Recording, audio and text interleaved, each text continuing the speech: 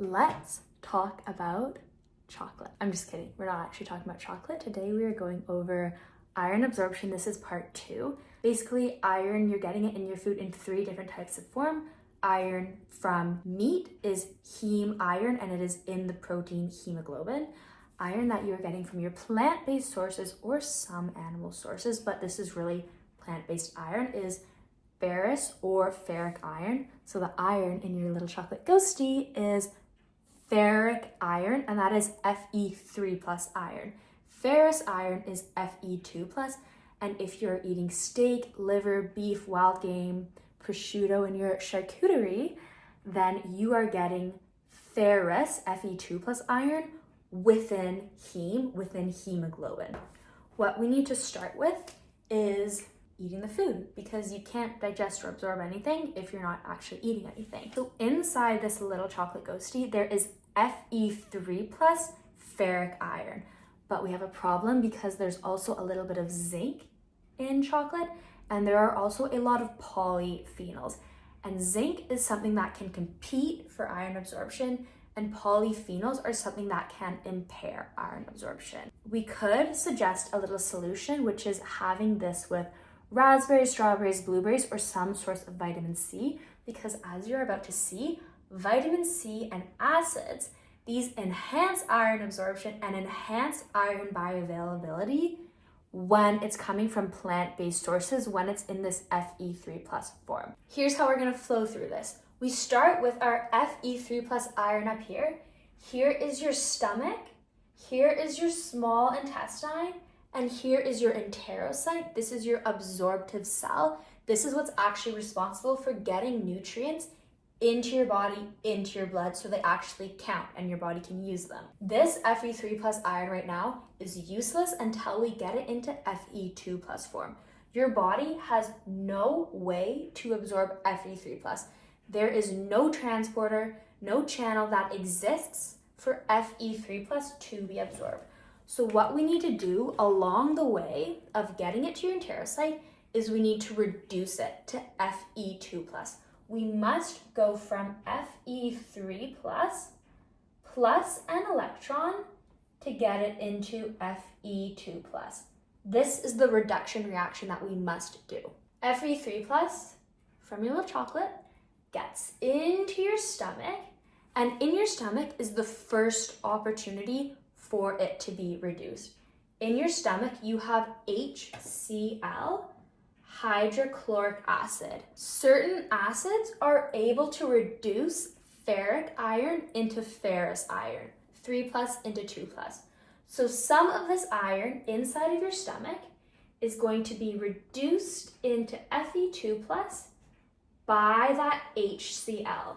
So now this Fe2 plus is all nice and happy, and it's going to travel to your enterocyte, and it's going to sit right here, and it's going to be absorbed. So using HCl, stomach acid, hydrochloric acid, that is one mechanism in which we can reduce iron from Fe3 plus into Fe2 plus. Other ways we can do this reduction reaction is with lactic acid or ascorbic acid, and ascorbic acid is vitamin C.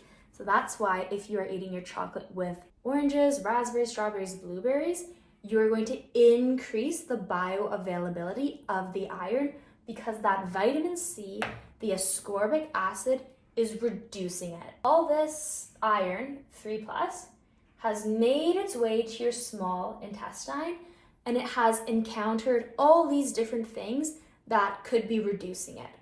We now have Fe2 plus right here outside of the enterocyte waiting for absorption. It can't just hop on in.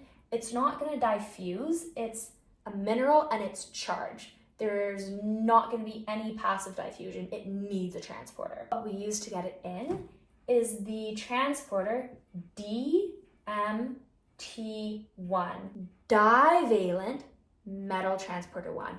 This is why you are never going to absorb Fe3 plus plant-based iron by itself, because this is a divalent metal transporter, not a trivalent metal transporter.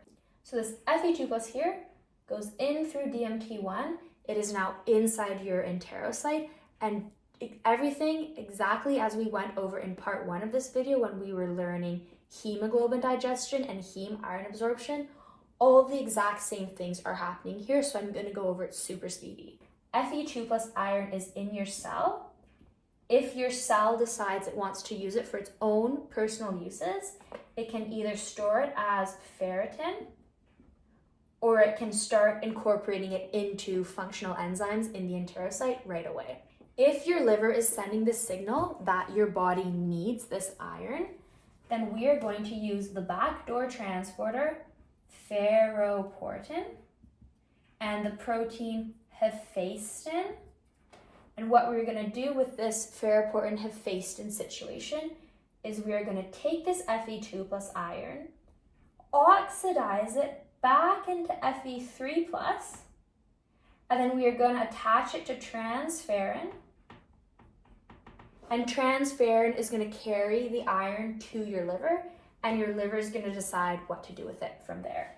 Hephaestin, by the way, uses copper to oxidize Fe2 plus into Fe3 plus iron as we are pulling it out of the enterocyte into the blood and hooking it up with transferrin. What is super important to note here is that in this chocolate, there are also a ton of polyphenols, and there is some zinc and there is some fiber. Phenols, zinc, fiber, as well as oxalates or tannins, these all inhibit and decrease iron absorption.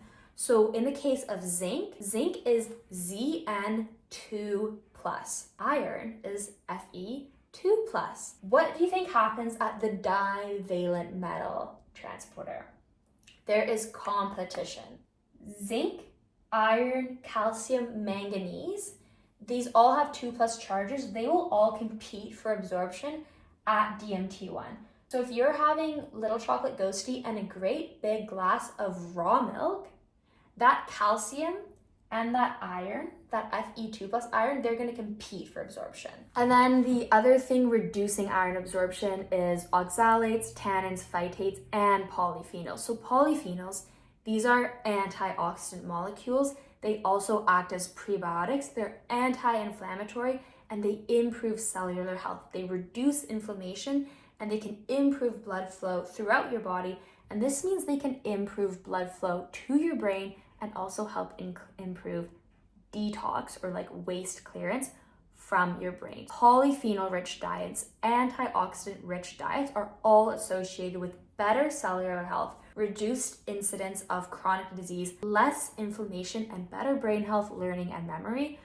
But we have one teeny little problem, is that these polyphenols will decrease iron absorption. Make sure you're eating a whole food diet, nutrient-dense diet, lots of wild game, salmon, fatty fish, kale, broccoli, Brussels sprouts, tons of fruits, veggies, and fresh produce, and you shouldn't have an issue. You should be able to get enough iron from all these sources. So this is part 2 of iron absorption, how your body absorbs iron from plant-based sources, from chocolate, Halloween candy, kale, Brussels sprouts, any plant-based food with iron.